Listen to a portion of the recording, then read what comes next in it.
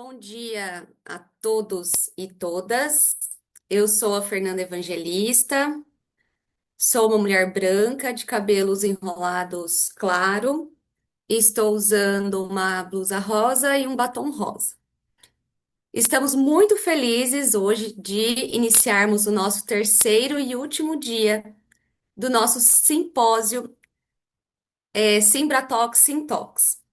E é com grande alegria estarmos aqui participando deste evento que foi carinhosamente e atenciosamente preparado para todos aqui que se interessam por esse assunto. Esta mesa, intitulada Toxoplasmose e Sociedade Civil, está sendo gravada e transmitida em um link aberto justamente para ampliar esse acesso e permitir que mais pessoas possam acompanhar essa discussão que é tão importante. Falar sobre toxoplasmose é, sem dúvida, falar também de ciência, mas também de pessoas, histórias e direito. Por isso, essa mesa propõe um diálogo entre diferentes olhares de saúde, justiça, movimento social, e mostrando que o enfrentamento da toxoplasmose vai muito além do aspecto clínico, né? Ele envolve uma mobilização, cidadania, compromisso coletivo. E aí é com imensa satisfação que damos início então a essa conversa, né, que reflete esse espírito do Simbratox, Sintox, que iniciamos, né, que esse simpósio está acontecendo, então, de 6 a 8 de outubro de 2025. Em específico, esse momento nós abrimos esse link para ter mais envolvimento com a sociedade civil. Tenho a satisfação de dividir e moderar esta mesa com a professora Érica Viana Machado Carelos, da Universidade Federal de Minas. E essa mesa, ela foi pensada e construída por muitas mãos, corações e motivações também, né? A vontade de dar aquela voz às pessoas e aos movimentos sociais, que há anos tem sido uma luta para que a toxoplasmose seja reconhecida não apenas como uma doença, um modelo biomédico, mas também como uma questão social, política, de direitos humanos. Eu e a Érica, acho que compartilhamos aí uma trajetória de pesquisa também, mas, né, de atuação, aproximação, um olhar além da ciência, né, além do científico. A gente também pensou nessa mesa com envolvimento humano, pelo encontro com famílias, profissionais, para transformar, né, essa dor ou essa dificuldade em uma mobilização. Então, por isso, essa mesa, ela tem um sentido especial para nós, né, professora Érica? E, e ela representa um encontro entre a ciência, a sociedade civil, entre saberes técnicos e também saberes realmente vividos. Então, hoje teremos o privilégio de ouvir quatro pessoas, quatro palestrantes convidados: a Débora Catarino Silva, Andréia Lu- Luchetti, Lucchesi de Carvalho, Luquezzi. Lucchesi de Carvalho, Sônia Isoyama Venâncio e Carlos Eduardo Vieira da Silva. Professora Érica, que se quiser fazer alguma fala. Na verdade, Fernando, você já falou tudo. Na minha vida profissional, eu já tenho falado muito de toxoplasmose, estudado muito toxoplasmose, falado para muita gente. Então, hoje, meu papel é muito mais escutar do que falar. Então, eu vou escutar e espero poder contribuir para essa mesa. Eu quero escutar vocês. Nós queremos escutar vocês que vão ser porta-vozes da sociedade hoje aqui nessa mesa. Uma boa mesa para todos. Bom, vamos iniciar então com a Débora Catarino Silva. A Débora é médica pela Universidade Federal de Juiz de Fora e também enfermeira pelo Unisalesiano. Na graduação de medicina, trabalhou em projetos de ensino e extensão, principalmente voltados à acessibilidade, inclusão e doenças infecto-parasitárias. Atua como médica generalista em urgência e emergência na Santa Casa de Araçatuba e Unimed Birigui. É uma das principais lideranças no enfrentamento da toxoplasmose no Brasil há mais de 12 anos e é idealizadora do projeto Toxoplasmose Ocular Brasil. Débora, a fala é sua. Pessoal, muito obrigada pela oportunidade e bom dia a todos. E agora eu vou compartilhar a minha tela, tá bom?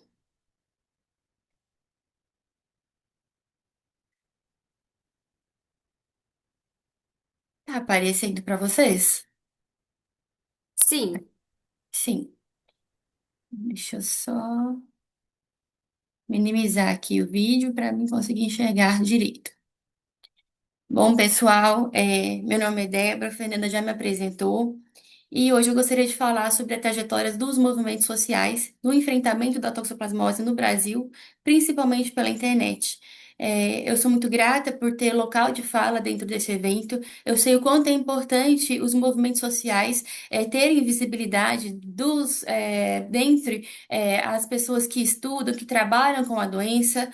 E dentro desse evento, eu gostaria de compartilhar um pouco também da minha história e do meu trabalho como enfrentamento da doença. Antes de falar sobre a história desses movimentos sociais, eu gostaria de explicar um pouco sobre a doença.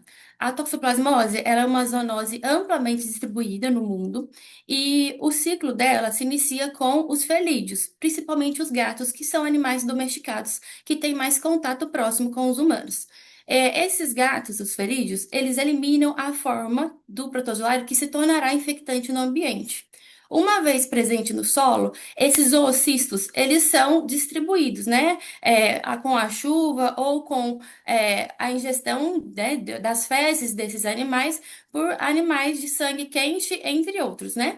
A principal forma de transmissão atualmente da doença é quando a gente ingere alimentos contaminados, frutas, verduras, legumes, água contaminada e a transmissão vertical, porque o protozoário ele tem a capacidade de atravessar a barreira transplacentária e contaminar o bebê, né? Existem outras formas, mas as principais formas são essas que eu falei.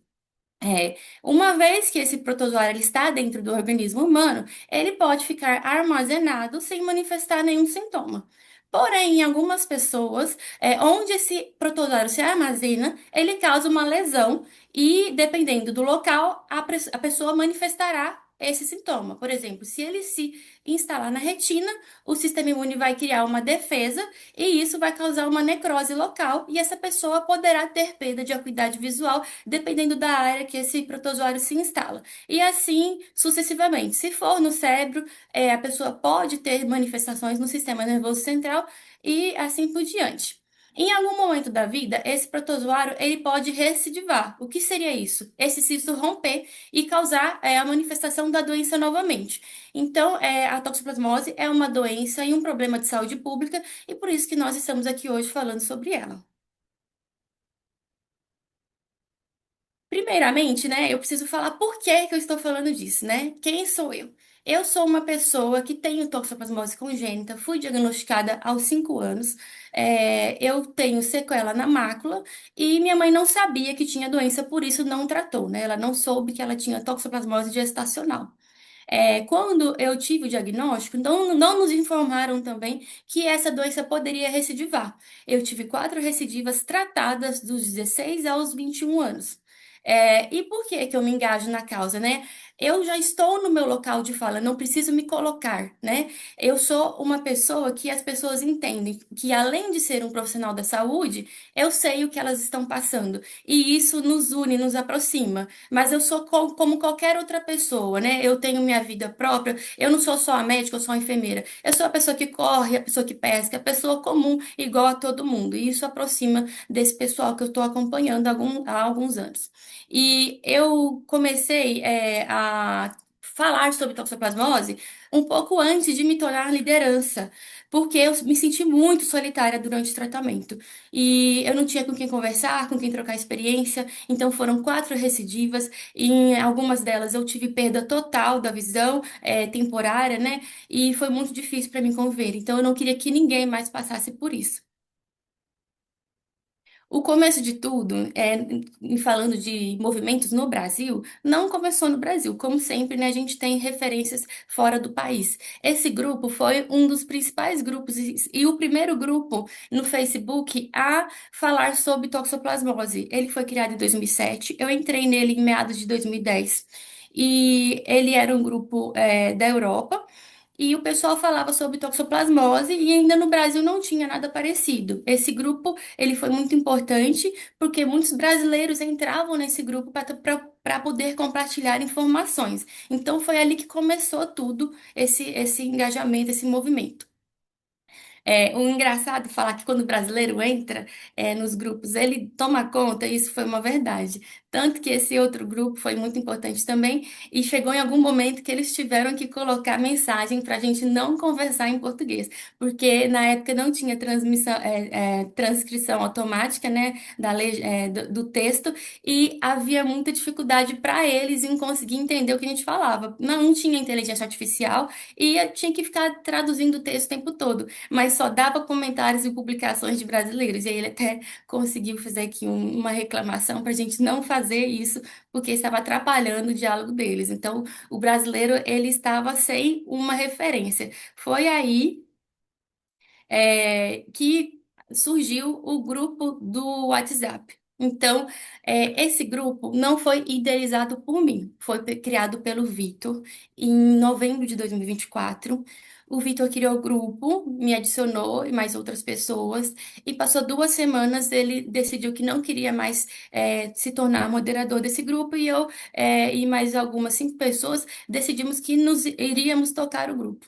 Mas nesse meio tempo eu fui adicionando as pessoas, eu que fui tomando a frente e eu fazia busca ativa, tanto nos grupos do Facebook como em publicação. O principal meio de busca ativa que eu fazia na época era numa publicação. Olha que tristeza eu digo isso, porque hoje a rede social, o Instagram, o acesso é muito facilitado, mas na época não se falava tanto em toxoplasmose. E aí tinha um site de defensores agrícolas que fez uma publicação sobre a doença, né?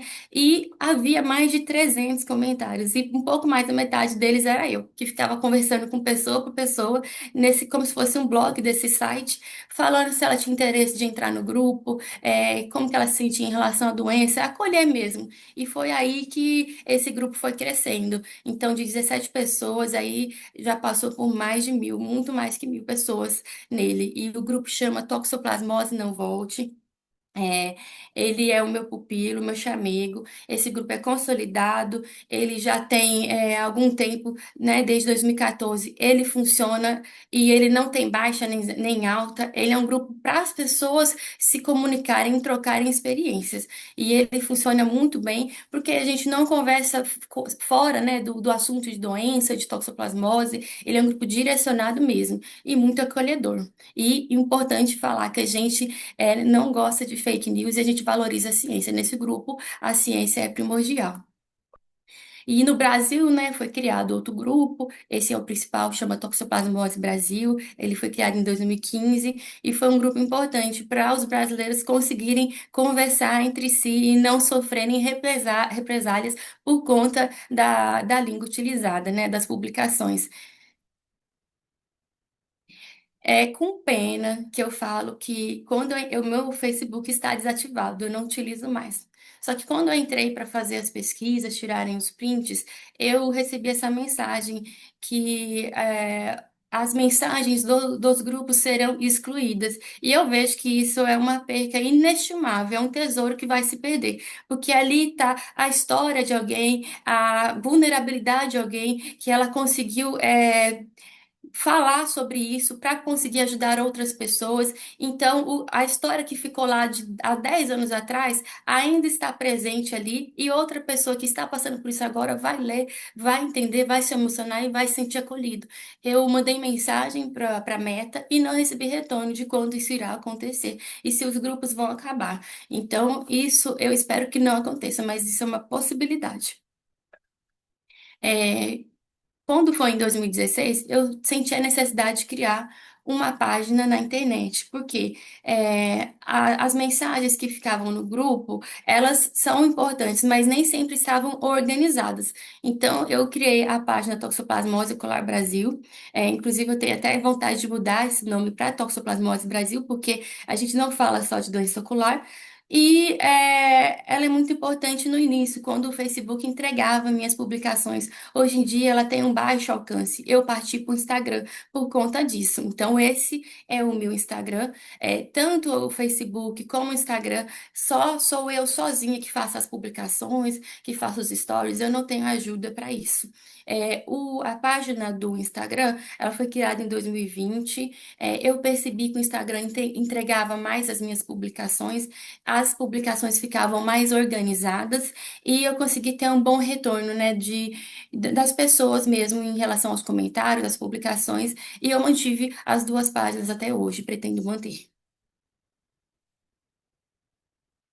E quais são os objetivos que eu tenho em relação a esse enfrentamento da doença? Primeiro é acolher, é fazer o que eu não tive quando eu estava doente, né? Eu percebo que as pessoas precisam dessa acolhida para conseguir lidar com a doença.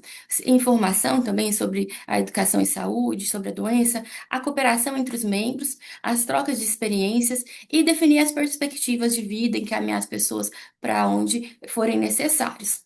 E aí, destrinchando, né, esse tópico, o acolhimento. Como acontece? Essa pessoa, primeiramente, ela vai ter o acesso a mim pelas redes sociais. Então, ela me manda mensagem ou manda para alguns dos nossos administradores e fala que deseja entrar no grupo. E aí, ela entra no grupo, compartilha os seus medos, suas inseguranças, o seu quadro clínico, e o grupo ele vira um casulo de acolhimento. Então, cada um compartilha a sua experiência e mostra para essa pessoa que ela não está sozinha, que ela tem uma rede de apoio que até então ela não imaginava que existiria. E a maioria dessas pessoas conversa comigo particular. Então, quando ela é adicionada no grupo, ela me procura, ou antes mesmo ela me manda mensagem no inbox do Facebook, do Instagram, e sempre conversa comigo particular. 99% das pessoas que estão no grupo conversam comigo antes ou durante o tempo que estão no grupo ou na rede social. Depois do acolhimento, né, eu falei que o tópico de educação e saúde é extremamente importante. Eu faço publicações sobre o ciclo da doença, a fisiopatologia também, as formas de infecção, sequelas, tratamento, como interpretar alguns exames, e eu utilizo uma linguagem acessível, porque eu estou lidando com o público leigo, e eu sei que as pessoas têm dificuldade, às vezes, de entender. A gente fala Toxoplasma gondii, olha que nome difícil de falar. Então, a gente tem que trabalhar com linguagem acessível para esse tipo de público. E eu também instigo eles sobre a corresponsabilidade que a gente tem sobre a doença, né? Porque ao invés, né, de só a gente se fazer de vítima, a gente tem que transformar aquilo em algo melhor. Você tem que ser responsável pelo seu gato, pelo seu animal, pelo seu hábito de vida, pelos seus hábitos alimentares, pelo seu exercício físico diário, pela sua saúde. Então, a gente estimula ele a entender também que a doença é um problema de saúde pública, que ele precisa ter uma voz, ele precisa também engajar na doença e demonstrar que precisa ser feito melhorias em relação ao tratamento, ao diagnóstico, o acesso à informação, enfim, diversas vertentes que já foram faladas durante todo esse evento. A outra parte que eu vejo que é muito importante é a cooperação entre Débora, o só um pouquinho, você tem 2 minutos, tá? 2 minutos, tá bom. Uhum. Eu sozinha não faço nada. Então, os membros dos grupos e das redes sociais sempre comentam e ajudam uns os outros. Então, eu sozinha não faço exatamente nada. Eu tenho a cooperação da Fernanda, que eu sou muito grata, que ela é da rede, da Toxoplasmose One e da rede, que já fala sobre a doença também. E a Tati, que é uma youtuber que eu conheci ela lá em 2017, que também fala sobre a doença. Eu também tenho a série, né? Você protagonista, que a gente consegue colocar o relato das pessoas e falar um pouco como que é passar pela doença de forma de ficar publicado nas redes sociais e um acesso fácil. E eu encaminho as pessoas conforme elas tenham necessidade.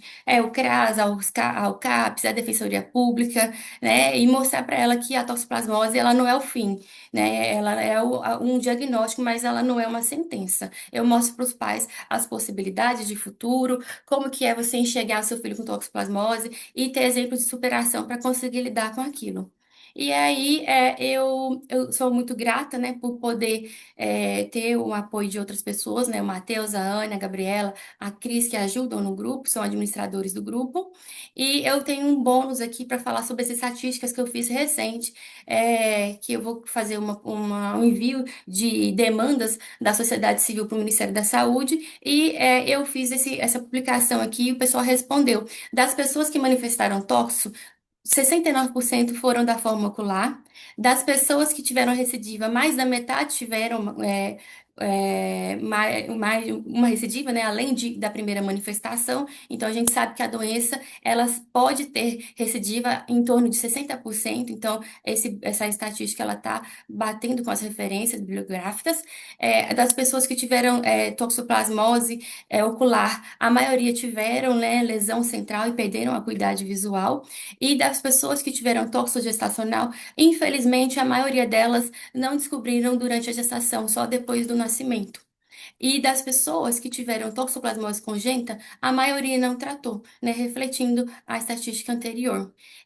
E a gente precisa enxergar a vida além da toxoplasmose. Ela é um diagnóstico e não uma sentença. A gente precisa ressignificar o que aquilo representa para nós, para que outras pessoas não passem o que a gente passou, ou pelo menos as batalhas que elas irão enfrentar sejam minimizadas pelas nossas ações.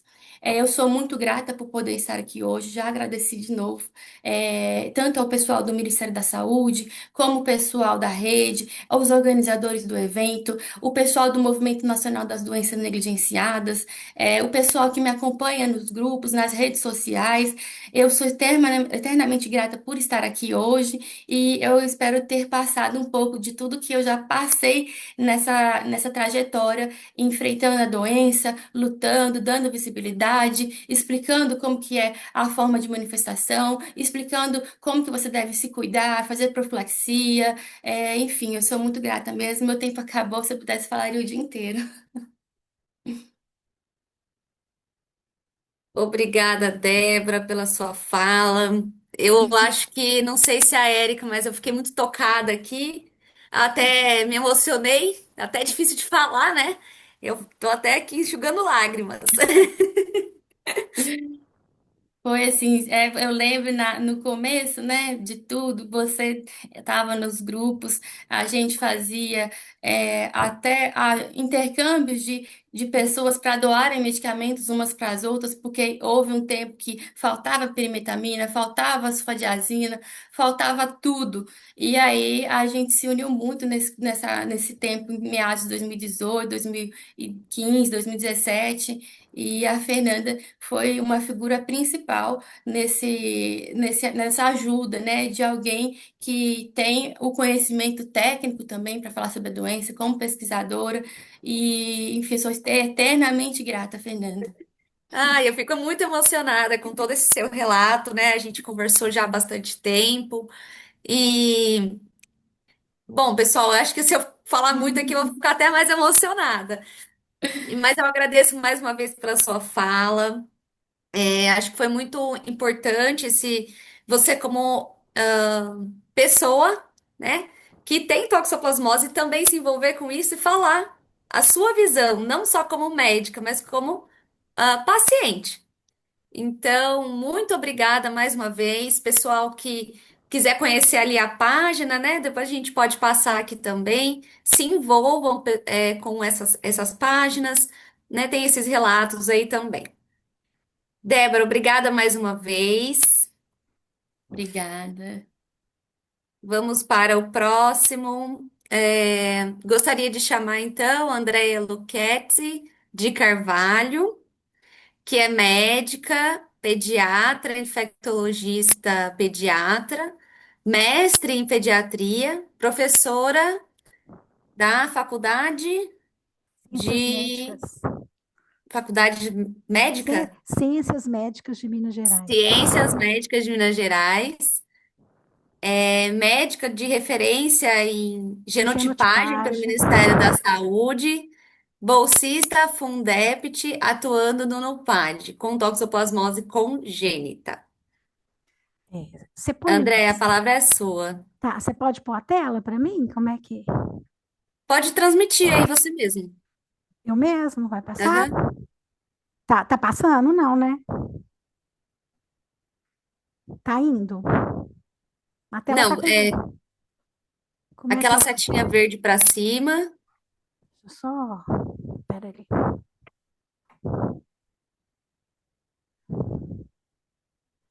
Ai, deixa eu pedir ajuda aqui. Ah, tá. Compartilhar aqui, ó. Tá.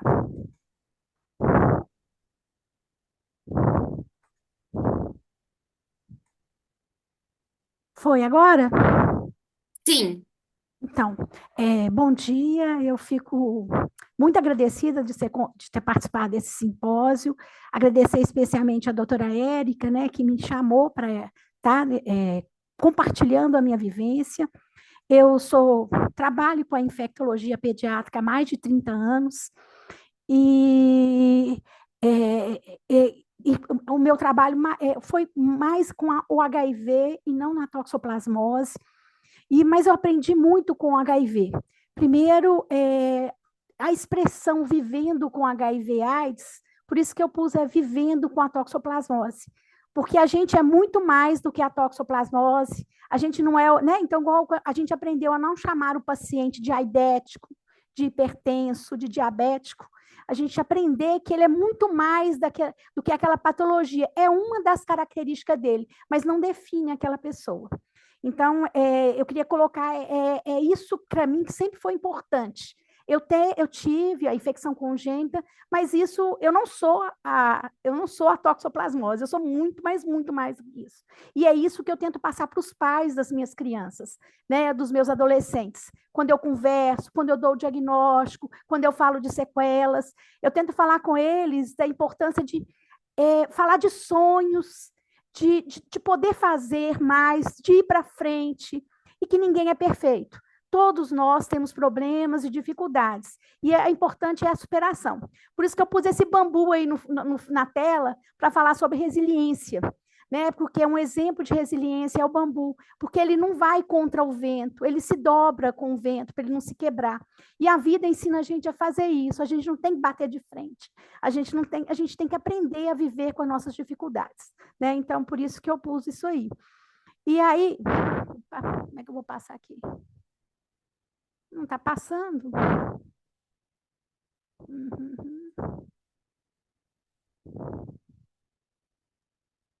Tá. E aí, assim, eu sempre falo com as meninas lá do ambulatório do NUPAD, né? Chega as crianças com várias dificuldades, e aí eu sempre canto essa música, todo mundo tem pereba, só a bailarina que não tem.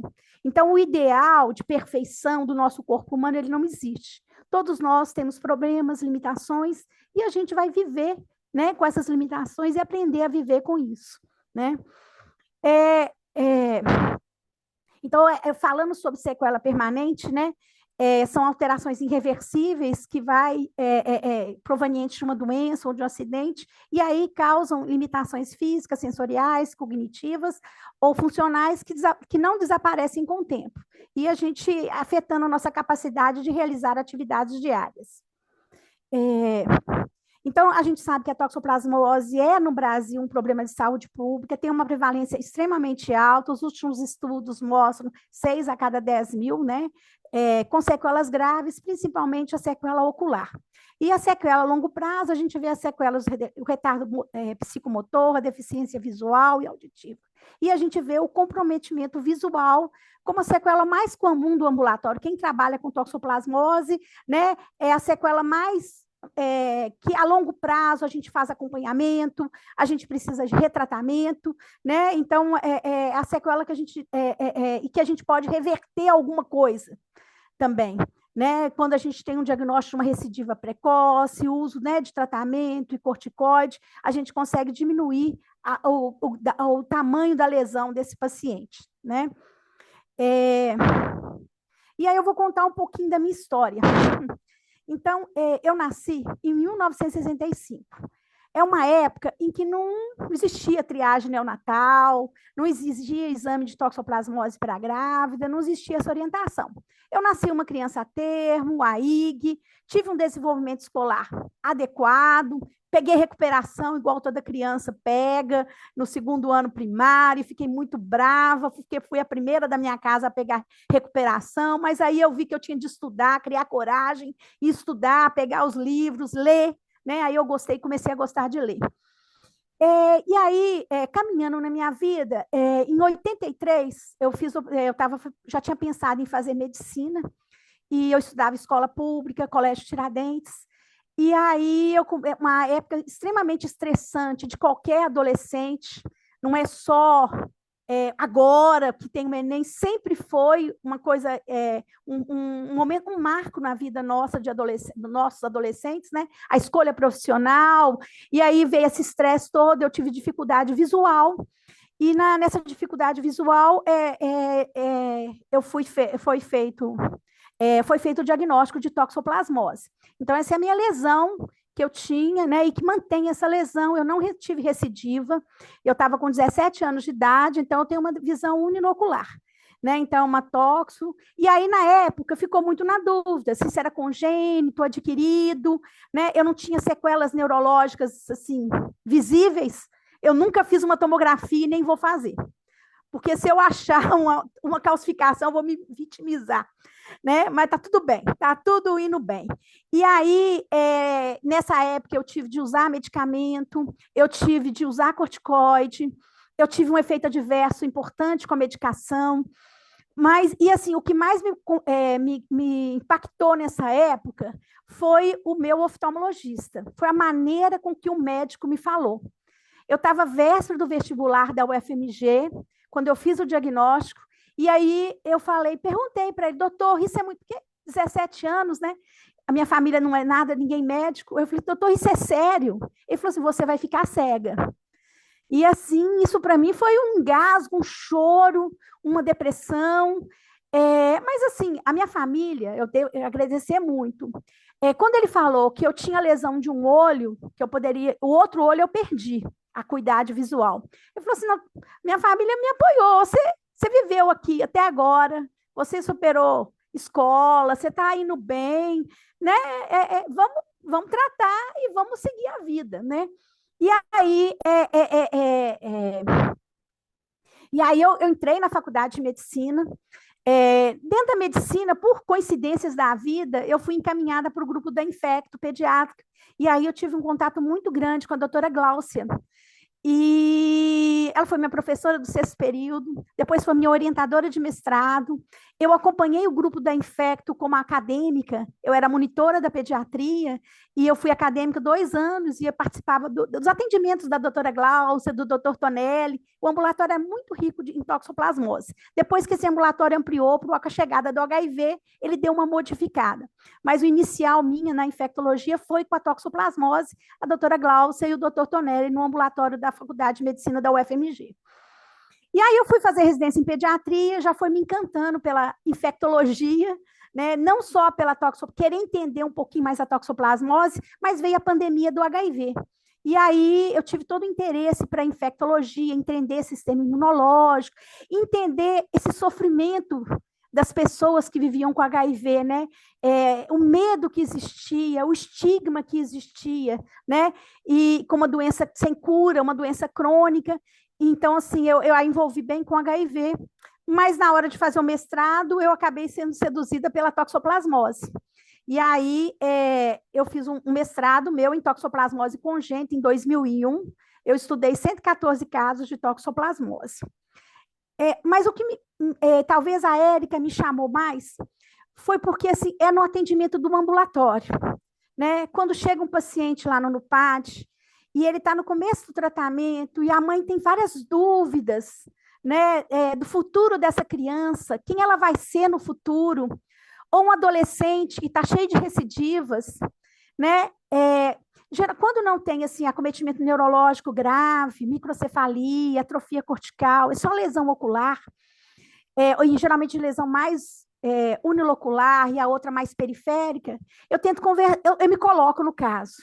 E aí eu falo com a mãe, olha, não vitimiza seu filho, não fala para ele ser menos do que ele pode ser, e ele vai dar conta.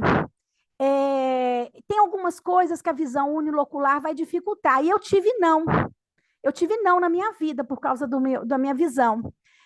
Quando eu terminei a medicina, eu queria fazer polícia militar, porque o meu pai era militar, e eu gostava, tinha vários pacientes HIV meu que eram da polícia militar, e eu tinha uma empatia com esse paciente.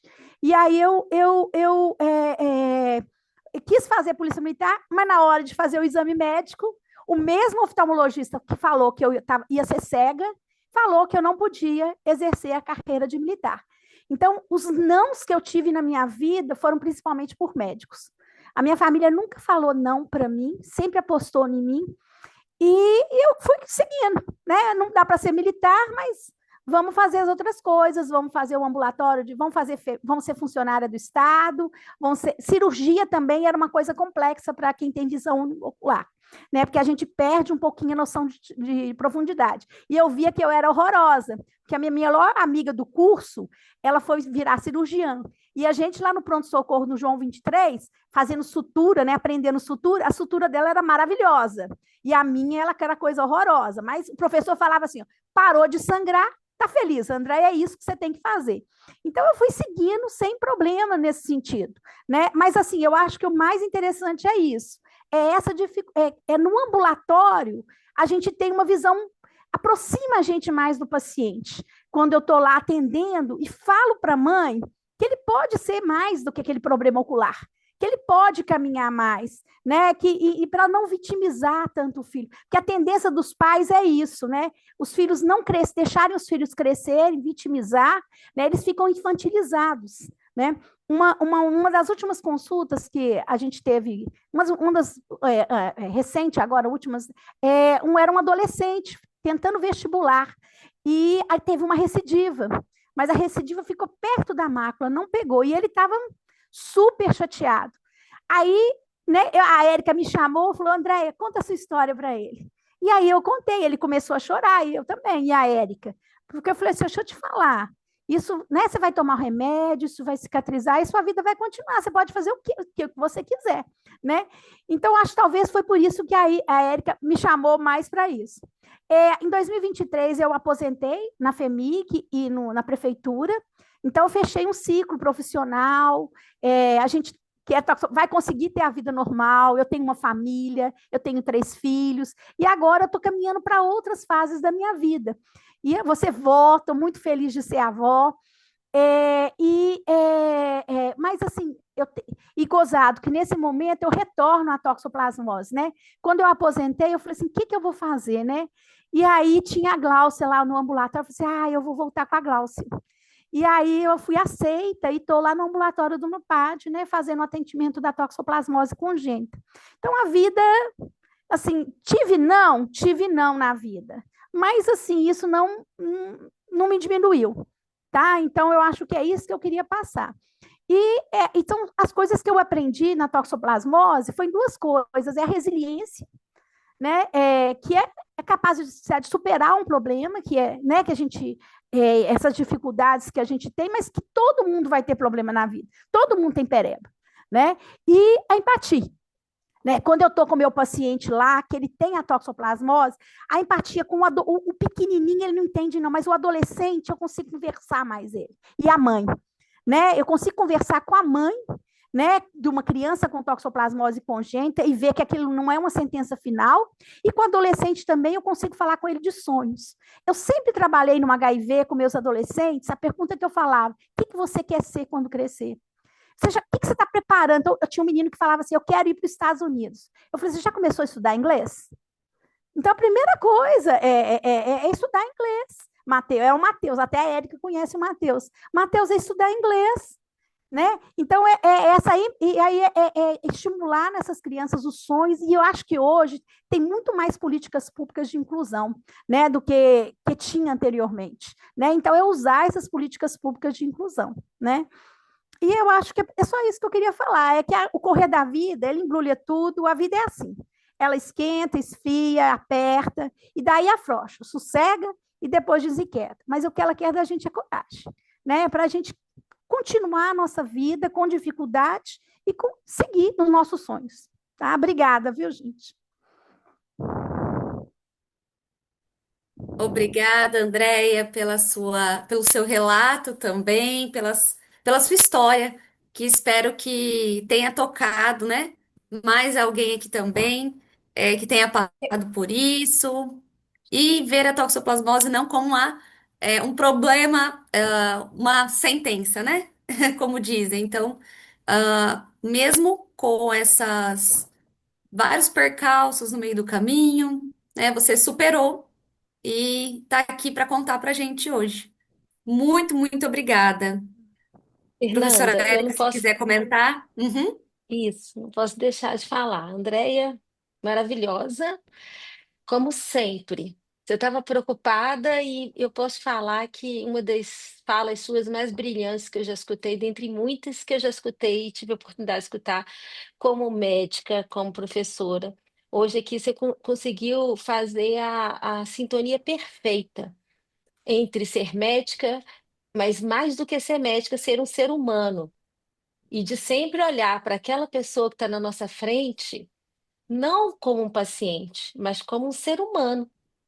Um ser humano com todas as suas dores, dificuldades e superações. Parabéns, parabéns, parabéns. Gratidão, gratidão, gratidão por você estar aqui, mas principalmente por você estar com a gente lá no nosso ambulatório de toxoplasmose. Obrigada. Obrigada, Érica. Bom, vamos dar continuidade. Passo a palavra, então, convido, né, a Sônia Isoyama Venâncio para fazer a sua fala.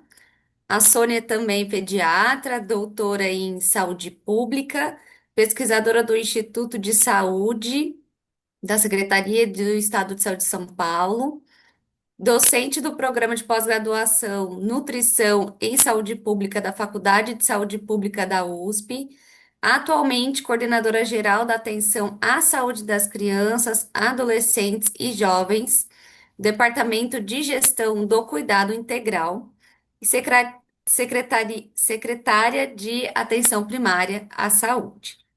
Sônia, seja Oi, bem-vinda. bom dia. É que nós estamos na Secretaria de Atenção Primária, não sou Ah, secretária, não. Gente, bom dia. Começar fazendo minha audiodescrição. Eu sou uma mulher de meia idade, sou mestiça, tenho traços orientais, tenho cabelos grisalhos médios, uso óculos e estou usando uma blusa branca. Eu queria agradecer a Rosa, a Fernanda e a Érica pelo convite, pela oportunidade de participar dessa mesa assim tão especial e tão emocionante, né? Fiquei muito feliz com o convite, especialmente por ser uma mesa com a participação da sociedade civil. Então, a primeira coisa que eu queria dizer, né, é que na atual gestão do Ministério, a gente valoriza muito esse diálogo com a sociedade civil, então, em todas as áreas, né, e não seria diferente em relação à toxoplasmose. Quero dizer também que é muito desafiador representar o Ministério nessa mesa, porque a prevenção e o cuidado às pessoas com toxoplasmose depende, né, de uma articulação de várias secretarias aqui do Ministério, né? A Secretaria de Vigilância em Saúde e Ambiente, que tem coordenado o GT, né, que tem feito essa articulação entre as diferentes secretarias, a Secretaria de Atenção Primária, né, da qual eu participo, então envolvendo especialmente a Coordenação Geral de Saúde Saúde das Mulheres, né, que está aqui no mesmo departamento que a Coordenação Geral de Saúde das Crianças, Adolescentes e Jovens, e a Secretaria de Atenção Especializada, né? Então, é necessária essa articulação entre essas secretarias, para que a gente possa, de fato, qualificar a prevenção, o cuidado, né, às pessoas com toxoplasmose. Eu vou falar mais da perspectiva da atenção primária, né, mas estou aqui, né, à disposição para tentar esclarecer as questões que surgirem. Eu vou compartilhar aqui a tela. Deixa eu só colocar aqui na tela cheia. Vocês já estão vendo em tela cheia? Sim. Sim? Ah, então tá bom. Bom, o meu tema, né, são as ações do Ministério da Saúde para prevenir a transmissão vertical. Então, quando a gente fala, né, na questão da transmissão vertical, a gente tem que pensar numa atenção primária à saúde forte, né? Então, eu comecei aqui pontuando para vocês algumas ações que são muito importantes para a gente conseguir fortalecer a atenção primária. Bom, a atenção primária, né, é a porta de entrada preferencial do sistema de saúde. O principal modelo de organização da atenção primária, né, recomendado pelo Ministério da Saúde, é a estratégia Saúde da Família, mas a gente tem, né, vários arranjos organizativos da atenção primária no Brasil. A gente também tem equipes de atenção primária, né, que não adotaram a estratégia Saúde da Família. A gente está ampliando equipes de saúde bucal, retomamos o financiamento de equipes multidisciplinares, né, que apoiam e ampliam a resolubilidade da atenção primária.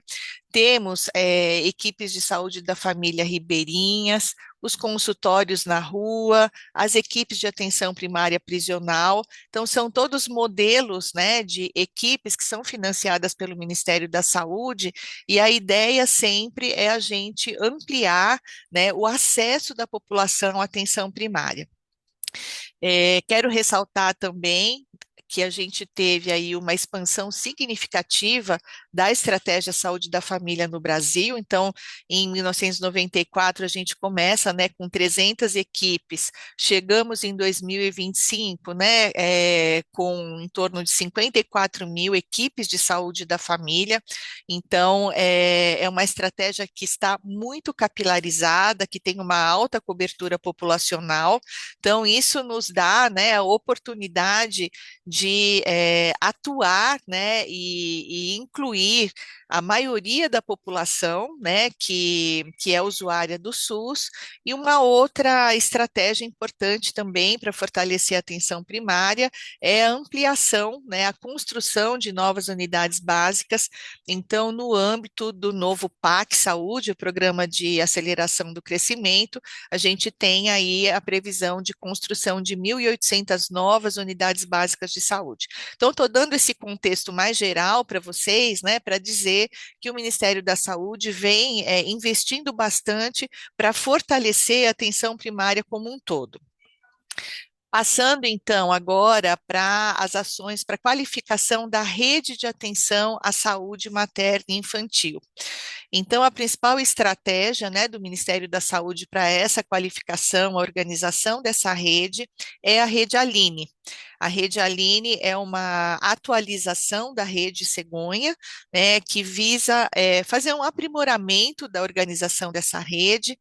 A gente tem, né, alguns objetivos que são garantir um novo modelo de atenção à saúde da mulher e da criança, reduzir em 25% a mortalidade materna até 2027, atingir os objetivos de desenvolvimento sustentável, então alcançar a meta de 30 óbitos por 100 mil nascidos vivos, e a Rede Aline, ela tem, né, um objetivo importante de reduzir essas desigualdades, uma vez que a mortalidade materna em mulheres pretas, ela é muito maior, né, do que a mortalidade em mulheres brancas. Então, a gente tem uma meta de reduzir ainda mais, né, 50% a mortalidade até 2027 das mulheres pretas. Então, a gente tem, né, rapidamente aqui algumas inovações dessa nova rede, começando pelo pré-natal, né, que eu acho que é o foco principal aqui dessa discussão, a qualificação do pré-natal. Então, houve a ampliação, né, do incentivo dos recursos para os exames que são realizados durante o pré-natal. Esse recurso triplicou, na verdade, né, o recurso que é disponibilizado pelo Ministério da Saúde, e também, né, a gente tem um novo recurso para a implantação de ambulatórios de gestação e puerpério de alto risco, né? É um componente da rede que não era financiado. Isso é muito importante nessa linha de cuidado de toxoplasmose, né? Esse acompanhamento pela atenção especializada. Então, a gente tem, né, essa oportunidade de implantar esses ambulatórios do pré-natal e puerpério de alto risco. Na questão do parto e nascimento, no âmbito do PAC, a gente tem aí incentivado, né, a ampliação dos centros de parto normal e também, né, a ampliação de leitos de UTI com foco no cuidado materno. Em relação à saúde da criança, a gente tem também um novo componente que é importante também para o segmento das crianças com a toxoplasmose congênita, que é o ambulatório de segmento dos egressos das UTIs neonatais, né? Um incentivo novo também que não existia na rede cegonha. Houve uma ampliação do custeio dos leitos de UTI neonatal, né, o 5 e o 5, né, tanto a unidade de cuidados intermediários convencionais quanto do método canguru, e um recurso novo também para os bancos de leite ampliarem a sua autossuficiência, né, ou seja, ampliarem a oferta de leite humano para os bebês internados nas unidades neonatais. Na questão do transporte e regulação, recurso para financiamento de ambulâncias, né, o transporte interhospitalar e equipes especializadas na regulação de vagas e um incentivo de qualificação de rede, né, por nascido vivo, por local de residência. Então, essas são as principais mudanças, né, os principais avanços aí que a Rede Aline traz. Na questão do pré-natal e pensando, né, na qualificação do pré-natal, então, como eu falei, a gente tem esse incentivo para exames triplicado, além do acréscimo de alguns exames, HTLV e os testes rápidos para hepatite B e hepatite C. E em relação ao custeio do ambulatório de gestação e puerpério de alto risco, né, um custeio de R$ 100.000 mês. A gente quer, então, que os gestores municipais tenham mais recursos, especialmente para garantir o teste rápido de gravidez nas UBSs, para captação oportuna, né, precoce dessas gestantes. Bom, pensando então na questão, né, da qualificação do pré-natal, né, para essa prevenção da toxoplasmose congênita, da transmissão vertical, o Ministério da Saúde, né, tem uma recomendação de realização da triagem sorológica para toxoplasmose, especialmente nos lugares onde a prevalência é elevada. Essa recomendação, ela consta, né, no nosso caderno de atenção básica do pré-natal de baixo risco desde 2012, esse material está sendo revisado agora e essa orientação ela vai continuar, né? Então a gente tem aí na relação dos exames que o exame da toxoplasmose ele deve ser oferecido no pré-natal com a orientação de que a sorologia ela deve ser solicitada na primeira consulta, no máximo no primeiro trimestre, né, da gestação, e que os casos confirmados então devem ser encaminhados ao pré-natal de alto risco para um compartilhamento desse acompanhamento, né, juntamente com a atenção primária. Então, como eu falei, né, a ampliação desses ambulatórios de gestação de alto risco, eles vêm então potencializar a qualificação desse cuidado, né, nos casos aí de gestantes susceptíveis ou confirmadas para toxoplasmose. Esse procedimento, então, da sorologia é financiado, então, no âmbito da média complexidade pela vigilância em saúde, né, atualmente. Passando então agora para um outro conjunto de ações para qualificação do cuidado à gestação, puerpério e saúde da criança na atenção primária, eu vou, assim, brevemente, né, contar para vocês sobre a proposta do novo modelo de cofinanciamento federal da PS. Então, a gente pactuou com Conas e Conasens três componentes de financiamento, um componente fixo, né, que leva em consideração o índice de equidade e dimensionamento, que leva em consideração o índice de vulnerabilidade social dos municípios e o porte populacional. Então, isso, né, com o objetivo de tentar diminuir as iniquidades. Um componente de vínculo e acompanhamento territorial, esse é muito importante, porque agora a gente prioriza não somente o cadastro das pessoas, né, e o cadastro das pessoas nos territórios onde atua a saúde da família, mas também o acompanhamento dessas pessoas, a vinculação dessas pessoas às equipes. E também aí pensando, né, em alguns critérios de vulnerabilidade. E um componente de qualidade, esse que eu vou detalhar um pouco mais, que vai também oferecer um incentivo adicional, né, para os municípios, em função da implantação de algumas boas práticas. Então, nós definimos 7 indicadores nesse componente de qualidade. Eu vou falar mais especificamente, né, desses dois relacionados ao cuidado no desenvolvimento infantil e o cuidado da gestante puérpera, que tem, né, maior interface aqui com a nossa temática. Esse primeiro componente, então, relacionado ao acompanhamento das crianças na atenção primária, propõe, então, 5 boas práticas que são avaliadas nesse indicador, e o cumprimento, então, dessas boas práticas está vinculado a um repasse de recurso financeiro. Nosso objetivo aqui, né, até de uma forma inédita, foi incluir, né, boas práticas que fortaleçam o acompanhamento longitudinal da criança na atenção primária. A gente precisa, né, urgentemente recuperar a puericultura, né, qualificar a puericultura. Então, a gente começa ali, né, propondo a garantia dessa primeira consulta presencial, né, com médico ou enfermeiro no primeiro mês de vida, 9 consultas, né, segundo o calendário da caderneta da criança, nos primeiros 2 anos de vida, e nessas consultas, então, o acompanhamento do peso e altura, né, do estado nutricional, a vigilância do crescimento da criança, a realização de pelo menos 2 visitas domiciliares por ACS ou técnico de ACS, sendo a primeira também no início da vida, nos primeiros 30 dias, e a segunda até 6 meses. A gente sabe que essas visitas, né, elas são fundamentais para que as equipes conheçam o contexto da família, né, e possam direcionar intervenções mais adequadas e ter o calendário vacinal completo, né, nos primeiros 2 anos de vida.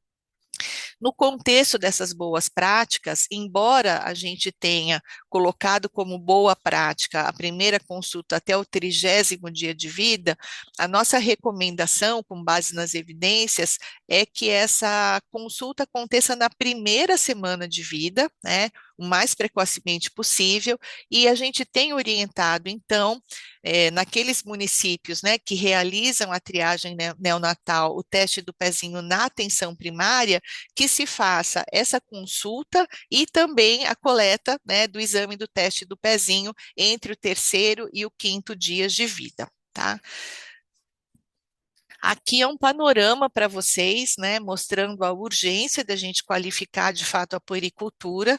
Então, a gente tem nesse mapa do Brasil, né, que está predominantemente vermelho, né, mostrando então que a maioria dos municípios, 2.870 municípios, tem um cumprimento de até 25% da implementação dessas boas práticas, ou seja, a pior situação na classificação, né, uma situação regular. Então, a gente tem ido para todos os estados fazer a discussão dessas boas práticas, no sentido, né, de colocar a importância da qualificação da puericultura. O outro indicador, né, que é o cuidado com a gestante e a puérpera, então a gente define 11 boas práticas práticas nesse indicador. Então, é o início do pré-natal, né, precocemente, até 12 semanas de gestação, a realização de pelo menos 7 consultas. Então, a gente teve aí um aumento, né, o indicador anterior do Previne, né, que era o modelo de financiamento, propunha 6 consultas, a gente amplia para 7, de acordo com as evidências científicas, e nessas consultas, então, a gente não está querendo ver somente o número de consultas, né, mas também minimamente a qualificação dessas consultas. Então, ter pelo menos 7 registros de pressão arterial, pelo menos 7 registros de peso e altura durante a gestação, 3 visitas domiciliares, né, durante esse período, o registro, então, da vacinação, DTPA, a partir da 20ª semana, os testes rápidos, né? E aqui a gente coloca no primeiro trimestre, né? Sífilis, HIV, hepatite B e C, que, né, passam a ser financiados, a repetição desses exames no terceiro trimestre, com foco para sífilis e HIV, pelo menos uma consulta presencial ou remota, realizada por médico ou enfermeiro no puerpério, nessa consulta puerperal também muito importante para a redução da mortalidade materna, pelo menos uma visita domiciliar no puerpério e uma avaliação odontológica. Aqui, então, o cenário em relação a esse indicador, ao conjunto dessas boas práticas, vocês veem que a situação é um pouco melhor quando a gente compara com o indicador da puericultura. A maioria dos municípios, 3.951, se encontram já numa situação suficiente, né, entre 25% e 50% de alcance aí da implementação das boas práticas. E para finalizar, então, vou citar aqui 2 ações que eu acho que são importantes para a qualificação do cuidado, né, às crianças com toxoplasmose. Primeiro, a detecção precoce, então, é, a inclusão, né, da toxoplasmose congênita na triagem neonatal, acho que possibilita essa identificação precoce, a intervenção precoce, né, acho que é um avanço, porque esse diagnóstico, quanto mais precoce, né, traz aí oportunidades de intervenção mais assertivas, e uma outra medida também, né, que eu considero bastante importante, que nós ficamos muito felizes, né, comemoramos mesmo, foi a instituição de um grupo técnico de assistência farmacêutica em pediatria, né, uma iniciativa do Departamento de Assistência Farmacêutica aqui no Ministério da Saúde, e uma das ações, né, uma das frentes que tem sido discutida no âmbito desse GT, com base em um estudo, né, que está em andamento, um estudo que a UNB está conduzindo, é a manipulação e a disponibilização da medicação para o tratamento da toxoplasmose em crianças, né, na forma de solução oral, né, porque a gente sabe que há aí uma dificuldade grande, muitas vezes, né, na manipulação dessa medicação. Então, oferecer essa medicação de uma forma apropriada, né, certamente vai contribuir, né, para esse tratamento. Então, eram essas, né, as ações que eu gostaria de compartilhar com vocês. Estou à disposição aqui para responder as questões, né, e queria também finalizar parabenizando, né, o trabalho que foi apresentado aqui pela Débora, né, esse trabalho tão bonito, e agradecer também a Andreia, né, por compartilhar essa vivência, por ter saído aí do lugar de profissional, né, de professora, e ter compartilhado assim de uma forma tão emocionante, né, essa experiência, essa vivência pessoal. Obrigada, então, gente. Obrigada, Sônia, pela sua apresentação, grande, né, apresentação, acho que brilhantemente apresentou a atenção primária também. Eu acho que uma contribuição, uma visão, né, da atenção primária frente a essa vertente da toxoplasmose. Érica, se quiser comentar alguma coisa. Não, não tem nada a acrescentar. Eu quero escutar mais essa mesa. Muito obrigada, Sônia. Fiquei feliz de saber as ações do Ministério. Eu acho que esse evento também cumpre esse papel de trazer mais visibilidade para a toxoplasmose congênita, né? Espero que nós possamos caminhar mais, né? Avançar mais, que eu acho que tem muito a avançar, e principalmente no quesito prevenção. Porque quando a gente fala em triagem neonatal, eu sempre falo, já conversei com o Matheus várias vezes quando eu encontrei com ele, que a triagem neonatal é importante, mas precoce mesmo é você diagnosticar antes. Ou mais, é prevenir, é orientar as gestantes para que elas não adquiram a toxoplasmose. Aí sim a Exato. gente vai estar realmente prevenindo, atuando de forma precoce. Muito obrigada. Obrigada mais uma vez. Agora passando então para o Carlos. Então, Carlos Eduardo Vieira da Silva é defensor público da Defensoria Pública do Estado de Minas Gerais, ex-servidor do Ministério Público Federal, bacharel em Direito pela Universidade de Brasília, mestre em Literatura e Práticas Sociais, especialista em Direito Constitucional. Atualmente atua em Unai, nas áreas civil, família, infância e saúde. Carlos, mais uma vez, obrigada por aceitar o nosso convite e vir aqui falar um pouquinho para a gente sobre esses direitos e garantias da dimensão jurídica, né? Como já a sua palestra aí já diz. Obrigada mais uma vez. Perfeito. Muito obrigado, Fernanda. Cumprimento, bom dia a todas e todos, né? Inicio cumprimentando a doutora Érica, Fernanda, demais integrantes da mesa. Bom, como foi dito, eu sou defensor público no estado de Minas Gerais. Fazer uma breve autodescrição aqui é sempre algo muito complexo. Eu sou uma pessoa negra, não retinta, tenho uma barba, cabelo curto, grisalho, estou usando óculos, vestindo um terno azul, uma camisa branca, gravata azul. Bom, quero cumprimentar inicialmente, agradecer muito pelo convite e pela oportunidade de falar com essa audiência, com esse público tão qualificado sobre o tema. Agradecer também as pessoas que falaram antes de mim, doutora Débora, doutora Andréa, pelos relatos de vida tão riquíssimos, né, que foram apresentados por elas e que com quem eu pude muito aprender com relação a essas vivências práticas. Agradecer também a doutora Sônia, que fez tantas as explicações com relação à atuação do Ministério da Saúde. E, bom, o objeto da minha apresentação aqui, ele vai se dividir em duas partes. A primeira delas eu vou fazer uma explicação breve, sem entrar em maiores detalhes, que acredito que não sejam pertinentes aqui para o cenário dessa mesa, que é com relação ao benefício de prestação continuada. E aí, de que forma os profissionais que atuam na área, que estão diretamente em contato com as pessoas acometidas pela toxoplasmose, podem colaborar, contribuir para que as pessoas que sofrem que estão acometidas por essa condição, possam vir a ter acesso ao benefício. Na segunda parte, eu vou falar um pouco mais diretamente com relação ao direito de acesso à saúde, aí seja ele medicamentoso, terapêutico, o que diz o ordenamento jurídico, o que diz os entendimentos aí da jurisprudência, como é que os tribunais vêm tratando questões relacionadas ao tratamento de saúde, especificamente no que tange a questão da toxoplasmose. Depois de relatos tão interessantes e vivos, venho agora com a parte chata do direito, mas espero não cansá-los tanto aqui com a minha fala.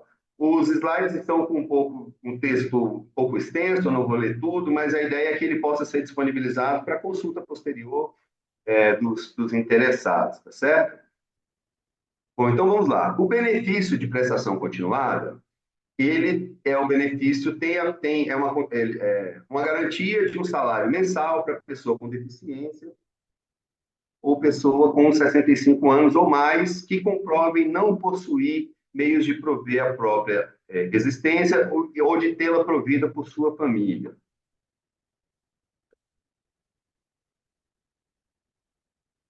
Os critérios para a concessão desse benefício, O primeiro deles é com relação à questão da hipossuficiência, ou seja, da condição de miserabilidade, condição econômica da família dessa pessoa. O parâmetro legal objetivo é de 1/4 do salário mínimo. Só que esse valor, esse parâmetro, ele pode, normalmente, ele é flexibilizado, porque são excluídos, por exemplo, os benefícios previdenciários que alguém dessa família receba, despesas com o tratamento da saúde também, por exemplo, podem vir a ser excluídos desse cálculo, e normalmente há o envolvimento do serviço de assistência social para atestar essa condição aqui. Por exemplo, se a pessoa foi inscrita no cadastro único, já é possível pressupor aí um forte indício de que essa família está enquadrada nessa questão do quesito socioeconômico. A outra questão é com relação a, agora, o mais importante, que acho que diz respeito mais especificamente ao que está sendo discutido aqui nesse nosso simpósio, que é o critério de dizer se aquela pessoa tem ou não a condição de deficiência, né? Claro que esse termo carrega em si algumas questões problemáticas, mas não é disso que se trata aqui. O fato é para entender, porque o conceito legal diz o seguinte: pessoa com deficiência é aquela que tem algum impedimento de longo prazo, de natureza física, mental, intelectual ou sensorial, o que, em interação com uma ou mais barreiras, ele pode obstruir a sua participação plena e efetiva na sociedade, em igualdade de condições com as demais pessoas. Da simples leitura, vocês podem perceber que aqui já há conceitos jurídicos bastante abertos, né? O que é uma barreira, de que forma, o que quer dizer conviver em igualdade de condições com as demais pessoas, o que é uma participação plena e efetiva em sociedade.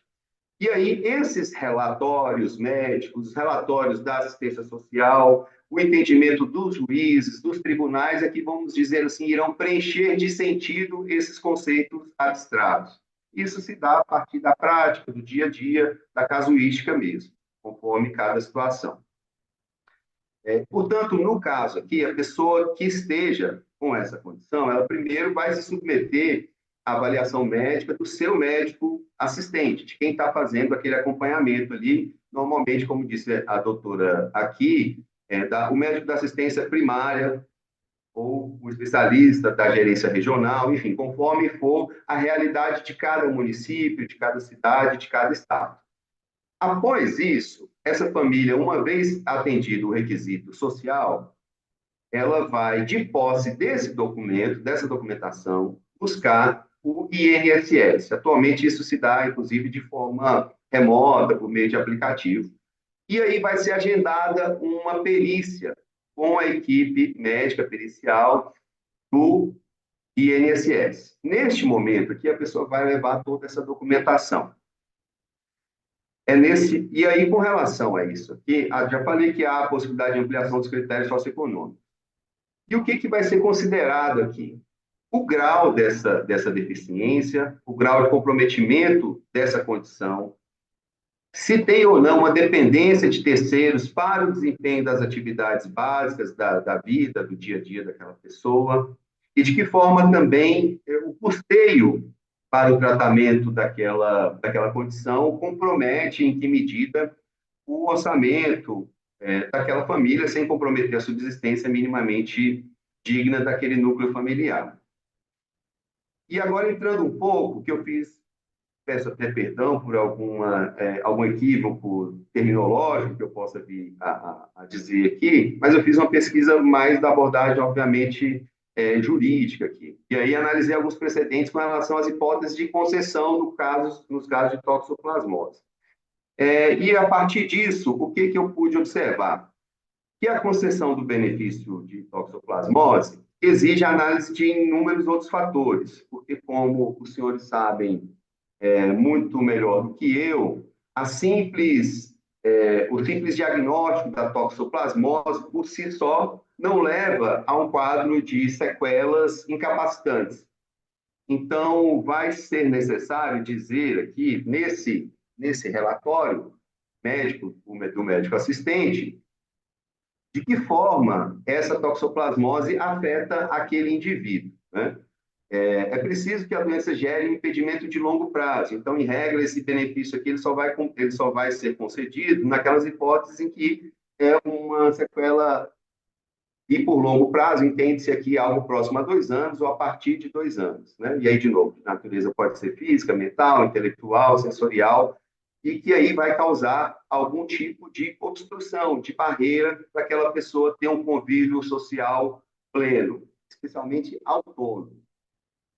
Então, a jurisprudência é firme no sentido de que não se exige uma incapacidade absoluta. Pode ser que a pessoa tenha um comprometimento parcial de algum sentido, como, por exemplo, a gente vai ver que é bastante comum aqui a questão do comprometimento da visão, da visão monocular e etc. Portanto, a questão da vulnerabilidade socioeconômica também e, como sempre, agora vamos lá.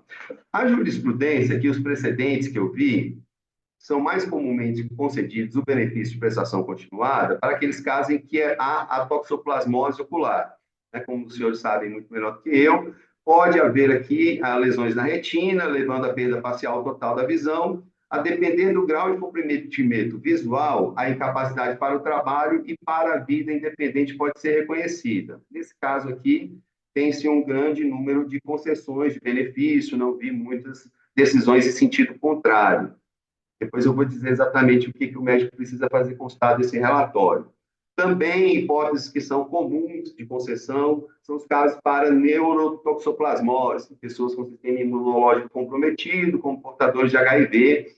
A toxoplasmose pode atingir o cérebro, causando sequelas neurológicas graves e cenário também que pode vir a justificar, configurar aquela questão lá da deficiência dentro daquele conceito legal. A toxoplasmose congênita, crianças que nascem com essa condição, com essa doença, podem apresentar sequelas graves e permanentes, como a deficiência visual, auditiva, neurológica e de desenvolvimento, e que, na maioria dos casos, justifica também a concessão do benefício. Aqui, quais são os motivos mais comuns para que o benefício seja negado? Quando há, por exemplo, ausência de impedimento de longo prazo, quando é algo que, por exemplo, está sendo objeto de tratamento e tão logo seja concluído esse tratamento, aquela questão possa vir a ser superada e o laudo não indicou que essa questão seja algo permanente, algo crônico. Também, obviamente, aqui não diz respeito à questão médica, mas quando não há a questão da comprovação da vulnerabilidade socioeconômica e o laudo pericial desfavorável. Aqui que nós vamos entrar um pouco mais nessa questão. Porque o que acontece? Aqui é como se houvesse depois, quando houve a negativa do benefício de forma administrativa, quando a gente diz administrativa é que a pessoa procurou o INSS e aí, sem necessidade de uma ação judicial, foi reconhecido que aquele caso se enquadra na hipótese de concessão do benefício. Caso não ocorra, caso a pessoa se dirija e aí a perícia do INSS entenda que aquela pessoa não se enquadra nos critérios legais, pode ser ajuizada uma ação judicial. E aqui nós vamos ter quase que, vamos dizer assim, uma espécie de disputa de laudos, que vai ficar a decisão, o parecer da perícia versus, vamos dizer assim, aquele atestado médico do médico assistente, aquele que vinha acompanhando aquele paciente. E daí a importância de esse laudo ter algumas informações que eu vou explicar agora. Porque esse laudo médico aqui, ainda que a perícia do INSS entenda que aquela situação não seja, o médico pode, o juiz da causa pode entender que houve um excesso de rigor e que aquele relatório médico, aqueles exames que foram juntados aos autos, justificam, sim, a concessão desse benefício. É nessa perspectiva aqui que o laudo, o relatório médico, daquele médico que faz atendimento direto ao paciente, ele vai se tornar ainda mais importante. E aí eu vou fazer uma síntese aqui, está muita letrinha, depois vai ficar disponível, mas enfim. A importância, eu sei que assim, o dia a dia dos médicos é extremamente corrido, e dos demais integrantes do sistema de saúde, mas assim, houve inclusive uma nota recente do Conselho Federal de Medicina, de que o médico não é obrigado a responder formulário encaminhado pela Defensoria, mas também não é vedado que ele o faça. Então, aqui o que eu quero fazer é um convite, um chamamento para que haja esse espírito de colaboração, porque não é uma mera burocracia, uma mera perda de tempo, também não é a Defensoria Pública quem está exigindo esse documento. É porque sem esse documento devidamente detalhado, discriminado ali com aquelas condições específicas daquele caso, a chance de não ter sucesso aumenta muito. Então, é parar e realmente tirar um tempo ali para discriminar de que forma, quais são as... E aí eu trouxe aqui algumas questões. Por exemplo, o relatório não deve se limitar a testar que a pessoa tem a toxoplasmose. Tem que especificar o tipo, se é congênita, se é ocular, neurológica. E o mais importante também é descrever minuciosamente as sequelas. Por exemplo, caso de comprometimento da visão, qual é a acuidade visual em cada olho? A perda de campo visual, a visão é monocular? Como isso afeta atividades diárias, como ler, se locomover, reconhecer rostos, poder ter autonomia para deslocar-se de um lugar para outro? E aqui também há uma questão que é importante, com relação às crianças, né? Porque as crianças, naturalmente, elas têm, logicamente, as crianças não precisam ter e nem devem ter capacidade, aptidão para o exercício do trabalho. Mas, no caso das crianças, é possível deferir esse benefício quando ela tem um comprometimento do que seria esperado para crianças daquela mesma idade. Então, por exemplo, ela tem uma dificuldade maior de aprendizagem, ela tem uma dificuldade maior de brincar com outras crianças, que seria previsto, que seria comum para aquela criança com aquela idade. Ela tem, enfim, limitações, por exemplo, com relação à própria higienização, né, para que ela possa se alimentar, claro, sempre compatível com o que seria esperado para aquela idade. O que isso aqui vai levar à conclusão? Ora, essa criança aqui, ela vai precisar de um acompanhamento maior por parte do responsável, da pessoa que é a guardiã, seja a mãe, seja o pai, seja um terceiro ali que é responsável por aqueles cuidados. Por exemplo, inclusive, se ela precisa ser encaminhada com que frequência para tratamentos terapêuticos, de modo que, por exemplo, a rotina dessa pessoa responsável por esse cuidado vai ficar comprometida. E ela vai ficar, vamos dizer assim, por conta de poder dar essa assistência para essa criança. Então, o benefício aqui vai se justificar muito mais pela essa necessidade desse terceiro de poder prestar essa assistência, e também, inclusive, adquirir medicamentos, enfim, viabilizar, de alguma forma, o cuidado necessário para que essa criança tenha, na medida do possível, um desenvolvimento o mais perto das demais crianças possível, né? Aqui prestigiando o princípio da igualdade. Da mesma forma... Carlos, só um minutinho. Você tem 2 minutos. Nossa, já? Já. Tá. Então tá. Então, assim, o relatório médico é extremamente detalhado. Depois tem o modelo que eu vou deixar disponível também, tá? Agora eu vou falar muito rapidamente, então, deixar bem claro de que forma essa questão vai afetar no dia a dia. Do mesmo modo, a família também vai ali no contato com o médico prestar esse relato, de que forma que aquelas questões estão afetando no dia a dia da família. O médico não tem como saber, então a mãe, quem for acompanhar na consulta, vai repassar essas informações para o médico. Não se está falando aqui de criar, inventar situações, mas é que aquelas situações que ocorrem na vida real, vamos dizer assim, estejam ali discriminadas, referidas naquele relatório médico do médico assistente. Aí eu vou fazer uma super síntese aqui agora, então, aí depois eu estou disponibilizando o modelo do relatório. O direito, agora, com relação ao direito à saúde em si, a doutora Sônia falou aqui da assistência que já é prestada. Pelo que eu vi, não há exatamente uma questão relacionada à inexistência do tratamento no âmbito do SUS, né? Há os tratamentos que são previstos como política pública para serem disponibilizados para essas pessoas.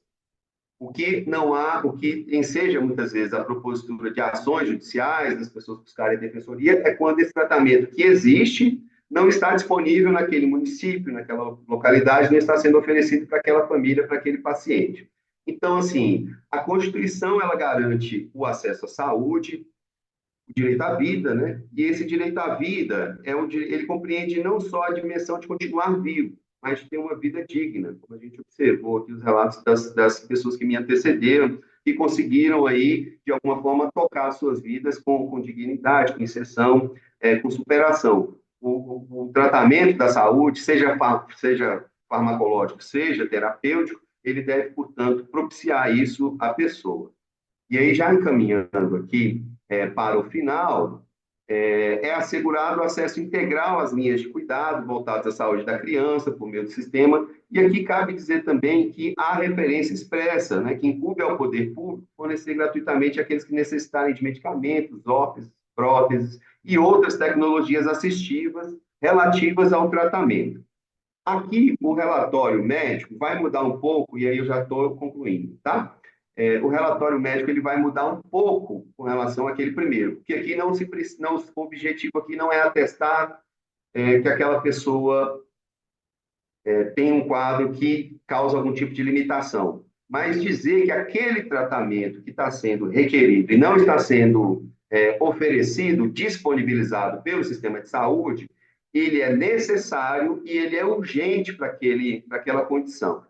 E aqui vai ser importante demonstrar aqui, relatar de que forma o não fornecimento, o não oferecimento desse tratamento naquele momento poderá comprometer, por exemplo, que vai comprometer o não desenvolvimento da visão, vai comprometer o cognitivo, motor, de que forma o não oferecimento desse tratamento a tempo e modo, ou seja, de forma naquele momento ali, poderá, por exemplo, comprometer o desenvolvimento posterior da vida dessa criança, que, portanto, deve-se entrar também nesse detalhamento, porque, às vezes, a criança, por exemplo, é inserida em uma fila do SUS, vamos dizer assim.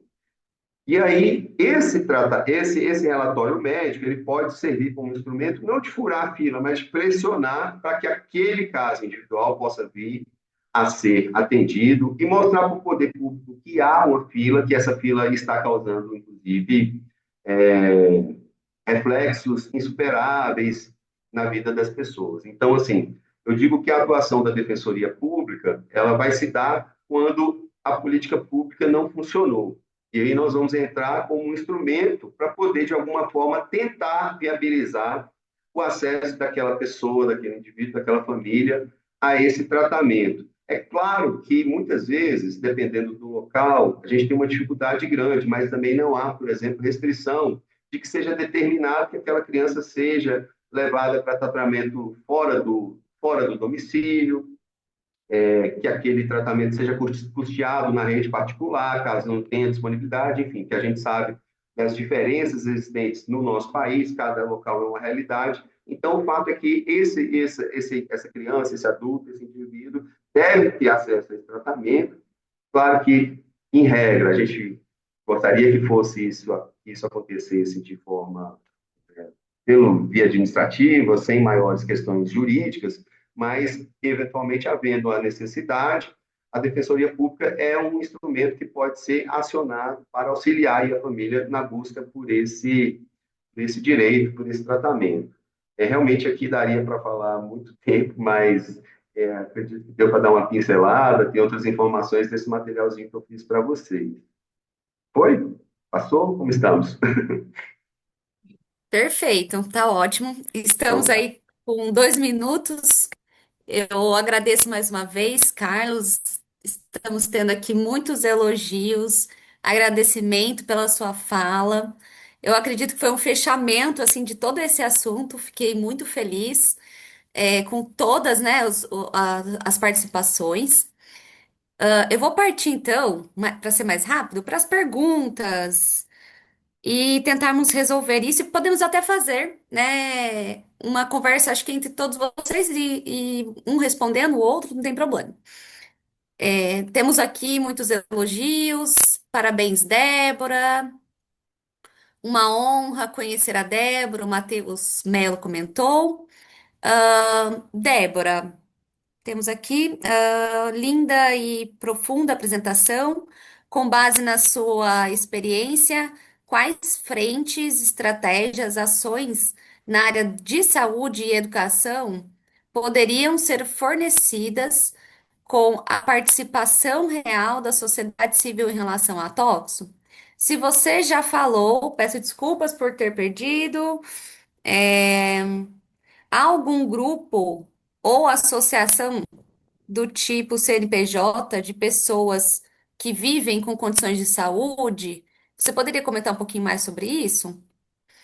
Eu até cheguei a comentar, mas eu vou falar na live, porque a toxoplasmose ela não é reconhecida oficialmente como uma doença negligenciada. E isso dificulta o acesso a recursos para que seja investido em educação, em saúde, financiamento de pesquisas. Então, esse é o principal objetivo, né? Inicialmente, reconhecer a doença como negligenciada. E o pessoal do movimento social, eles podem pressionar, né? Tanto o governo como as prefeituras, local, a nível local e regional, para fortalecer tanto a educação em saúde para a população, quanto a educação continuada dos profissionais e a criação de metas, né, durante o pré-natal, em relação aos exames, ao diagnóstico, ao tempo de tratamento, ou a recuperação dessa criança ou dessa pessoa. Enfim, eu até comentei que falaria o dia inteiro sobre isso. Eu tenho muitas ideias aqui em mente, já recebi muitas ideias também, mas seria mais essa questão de não só o governo, né, ter que você ir na sua cidade, conversar na sua prefeitura, exigir que Uhum. anualmente seja feita uma semana de toxoplasmose, que seja tratado com os médicos da UBS, com a população atendida, enfim, começar de baixo, mas também pensar mais alto em reconhecer a doença como negligenciada. Perfeita resposta. Professora Érica, se tiver alguma pergunta a fazer, mesa incrível, o pessoal está comentando. Eu só queria ressaltar a importância de tudo que o Carlos falou hoje, né? A Andrea sabe disso.